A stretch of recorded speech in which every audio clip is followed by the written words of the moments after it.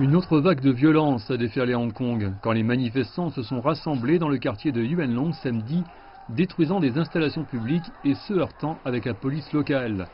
Vendredi, la police locale a rejeté leur demande de manifestation afin d'éviter des violences prévisibles à Yuen Long. Malgré les avertissements de la police, les manifestants sont descendus dans les rues, ont construit des barricades et retiré des clôtures de la rue.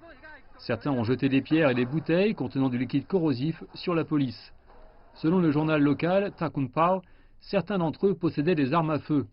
Au cours de la confrontation, 4 policiers ont été blessés et 11 personnes ont été arrêtées. Selon la police hongkongaise, les personnes interpellées ont entre 18 et 68 ans.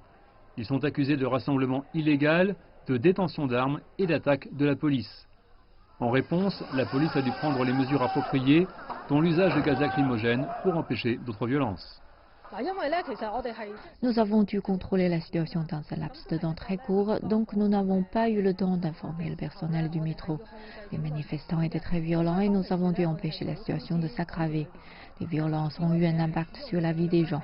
Les autorités hongkongaises ont condamné les violences, disant que la manifestation à Yuen Long était illégale.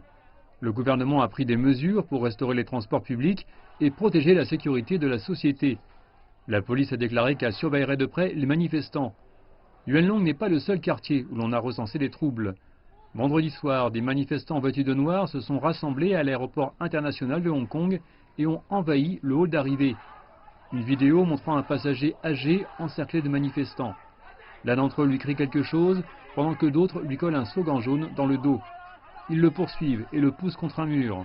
Ensuite, ils le coincent dans un coin et piétinent sa valise. Ils n'ont arrêté qu'à l'arrivée de la police. La télévision centrale de Chine et le quotidien du peuple ont commenté l'incident, disant que de tels actes menaçaient la sécurité des gens et l'ordre social.